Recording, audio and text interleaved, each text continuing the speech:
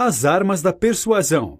Descubra as armas da influência. Buscando persuadir e levar você a dizer sim, garçons, consultores e vendedores aplicam técnicas diversas para influenciá-lo e assim conseguir o que eles querem. Para entender como a persuasão funciona e escrever seu livro, Robert Cialdini, que é um psicólogo PhD que trabalhou em diversas empresas, leu guias de vendas diversos, participou de treinamentos de vendas e fez pesquisas extensas para compreender e descrever os motivos pelos quais as pessoas dizem sim, quando na verdade elas queriam dizer não. Ele foi a fundo nas técnicas dos profissionais da persuasão e tentou entender qual impacto estas técnicas geram nas nossas mentes. O livro descreve as táticas psicológicas que podem ser utilizadas no processo de convencimento. Elas são organizadas em 6 táticas principais, chamadas por ele de as armas da influência. Essas armas consistem em identificar um padrão de comportamento e explorá-lo a fim de alcançar o objetivo desejado. Pessoas que têm habilidades de persuasão aguçadas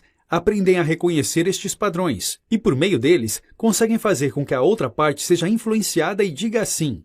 Padrões fixos de comportamento. Todos os animais têm padrões de comportamentos fixos que ocorrem quando surge um estímulo específico. Por exemplo, a mãe dos perus tem seus instintos maternais ativados ao ouvir o som característico feito por seus filhotes. Se um filhote falha ao emitir este som, ele corre o risco de ser ignorado pela mãe, ou até mesmo morto. Por outro lado, se um objeto inanimado ou outro animal faz este mesmo som, a mamãe peru reconhece o som de um filhote e dá carinho maternal para este objeto. Esta reação é automática. Os padrões fixos de comportamento funcionam bem na maioria dos casos, simplificando nossas vidas, mas também podem ser usados para nos enganar. A mente humana nos prega truques. Por exemplo, apenas adicionar a palavra porquê a um pedido aumenta as chances de que ele seja aceito. Estes padrões fixos são necessários por reduzirem a atividade cerebral necessária para agirmos em cada situação. Vejamos um exemplo de como nossa mente pode ser enganada. Certa vez, cupons de desconto que não ofereciam descontos foram enviados a clientes de uma loja devido a um erro de impressão. O interessante é que os cupons sem desconto fizeram com que os consumidores comprassem tanto quanto os cupons com os descontos de verdade.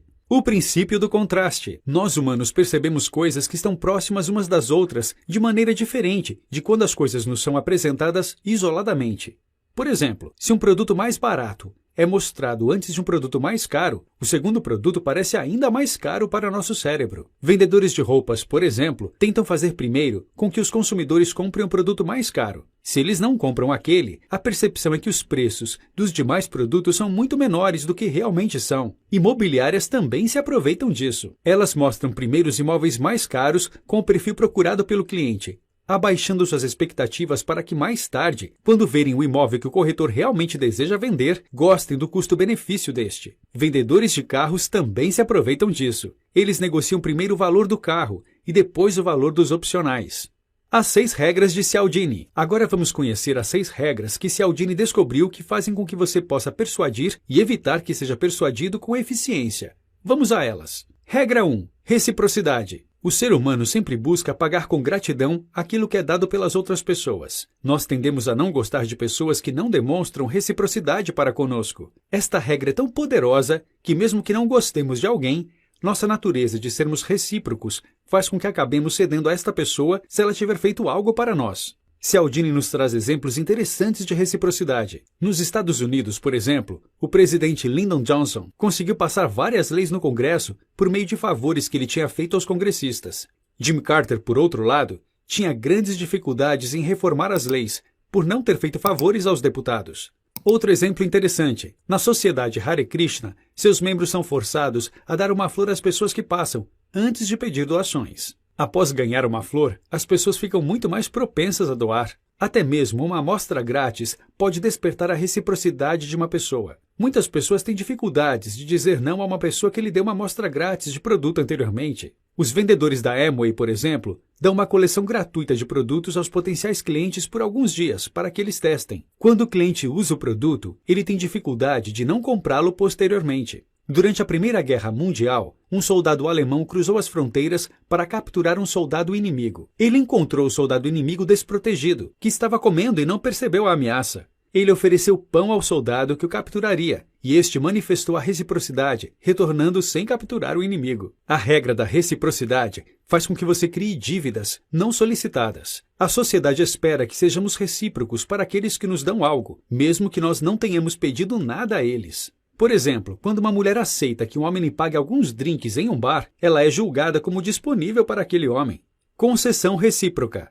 Uma das maneiras de fazer com que seus pedidos sejam aceitos é fazer um pedido grande e complexo que provavelmente será negado primeiro. Depois da recusa, faça um segundo pedido, agora mais moderado. É importante que o primeiro pedido seja audacioso, mas não seja irreal. Depois do pedido ousado, as pessoas sentem que devem te dar algo em troca, e por isso o pedido moderado muitas vezes é aceito. Se existe uma versão mais cara e uma mais barata de um produto, é melhor aconselhar a pessoa a comprar a mais cara primeiro. Vender o produto mais barato se torna muito mais fácil com essa abordagem. Nós nos sentimos responsáveis e satisfeitos depois de concordar com uma concessão. A concessão nos faz acreditar que causamos uma mudança e por isso ficamos mais vulneráveis.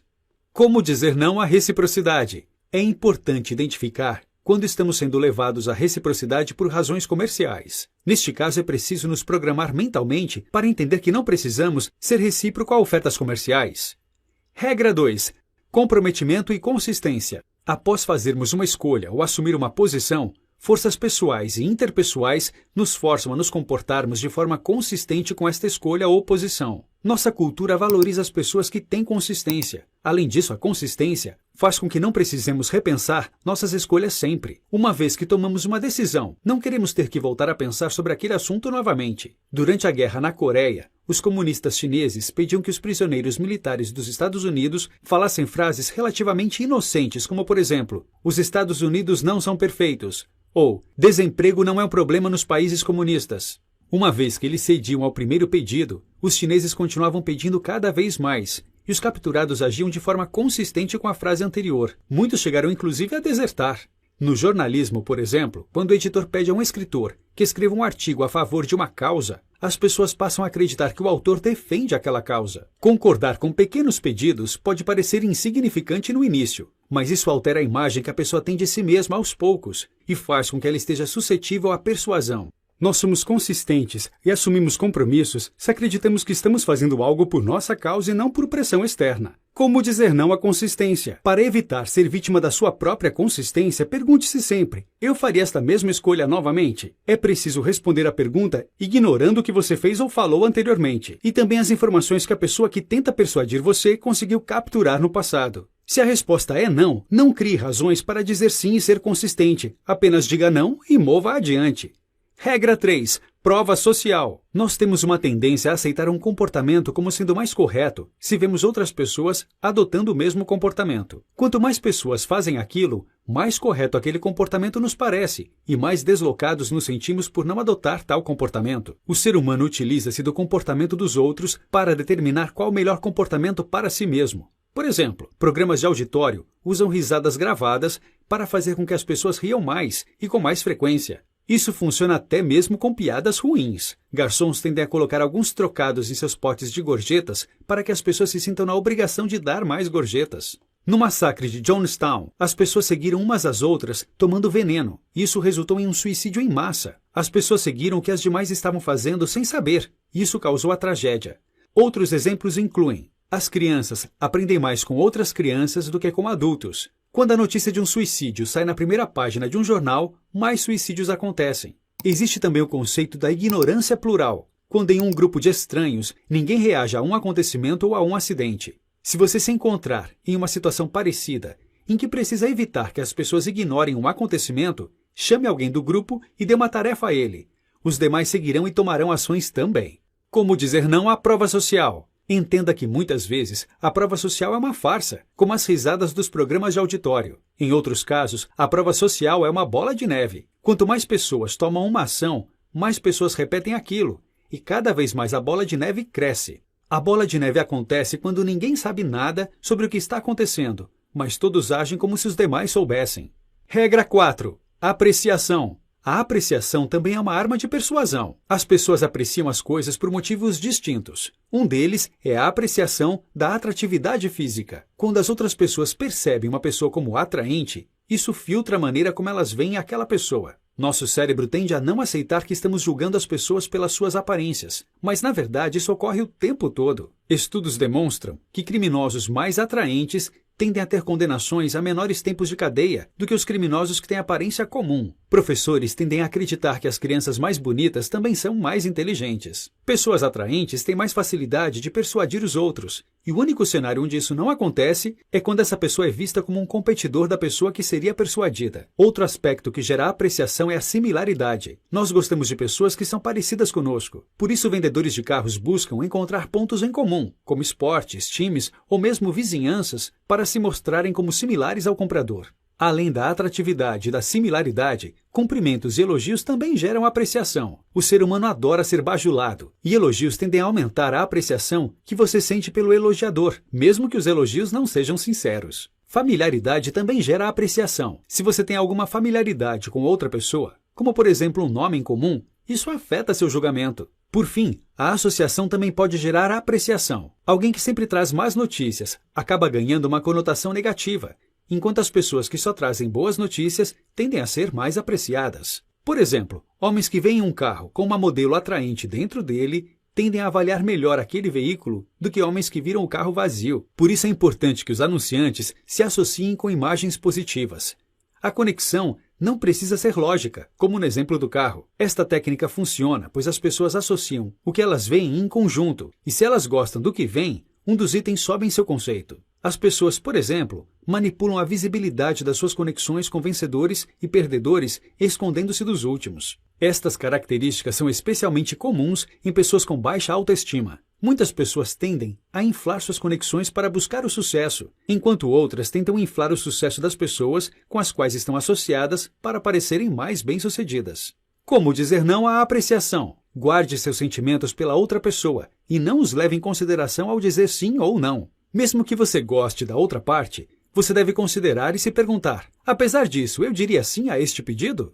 Regra 5. A autoridade. Somos programados para obedecer às autoridades na maioria das vezes. E geralmente nós vemos uma ordem no isolamento, em vez de entender a situação como um todo. Isso nos torna vulneráveis a símbolos de autoridade como títulos, roupas e acessórios. Por exemplo, se alguém é apresentado como um professor, os alunos o percebem como uma pessoa fisicamente mais alta do que se a mesma pessoa fosse apresentada como estudante. Outro exemplo curioso: motoristas de táxi tendem a demorar muito mais para buzinar para um carro de luxo, que atrapalha o trânsito, do que para um carro mais velho. E quando se pergunta às pessoas sobre isso, elas geralmente subestimam e não acreditam ser suscetíveis a estes símbolos. Como dizer não à autoridade? Para evitar a persuasão pela autoridade pelos seus símbolos, você deve se perguntar: a autoridade desta pessoa é real? Ela realmente é um expert nesta área? Porque uma autoridade se importaria em você concordar ou não com ele? Uma autoridade tem mais chances de nos persuadir se acreditarmos que ele é imparcial. Por isso é importante descobrir quais os seus interesses para conosco. Regra 6. Escassez. Muitas vezes, a simples ideia de perder algo que possuímos nos motiva mais do que a ideia de ganhar algo de valor similar. Nós acreditamos que as coisas que são difíceis de serem conquistadas são melhores do que as coisas fáceis. Por isso, nossa mente encara a escassez como um sinônimo de qualidade. Além disso, quanto mais escassas se tornam as coisas, menos livres nos consideramos. E nós odiamos perder a liberdade que já possuímos. Quando a KGB tentou tirar a liberdade dada aos cidadãos soviéticos por Gorbachev, o povo se rebelou e lutou. As pessoas não entregam sua liberdade sem lutar. Outros exemplos interessantes de como a escassez nos afeta. Quando os pais interferem em um relacionamento adolescente, os namorados tendem a querer ficar mais juntos e a se casar com mais frequência. Informações censuradas são mais valorizadas do que informações abertas. Em alguns casos, para distribuir melhor uma informação, é melhor censurá-la do que deixá-la aberta. Revoluções ocorrem mais quando a economia passa por períodos de prosperidade e ocorre um revés que faz com que as pessoas percam as coisas, do que quando as coisas param de melhorar. A escassez e a rivalidade, quando combinados, também são uma arma poderosa. A emissora ABC perdeu 2 milhões de dólares por dar um lance de 3,3 milhões de dólares para ter exclusividade do filme A Aventura de Poseidon. Ela poderia ter gasto apenas 1,3 milhões, mas gastou mais por querer lutar contra a escassez e também contra os lances dos seus rivais, CBS e NBC. Como dizer não à escassez? O verdadeiro prazer se encontra em viver algo e não em possuí-lo apenas. A escassez nos leva a comprar coisas apenas para possuí-las. Pense muito antes de comprar algo que você está buscando apenas pela sua raridade. Será que este item será útil no futuro? Influência instantânea. As armas de influência são reações automáticas que usamos para tomar decisões quando não sabemos tudo sobre uma determinada coisa. Conhecer estas armas é essencial para que possamos cada vez mais tomar estas decisões e fazer estas análises de forma instantânea. Em um mundo onde tudo muda constantemente e novos produtos, serviços e pessoas surgem o tempo todo em nossas vidas, é preciso entender cada vez mais sobre todas as armas da influência. Precisamos assimilá-las para reagirmos corretamente ao que o mundo nos entrega.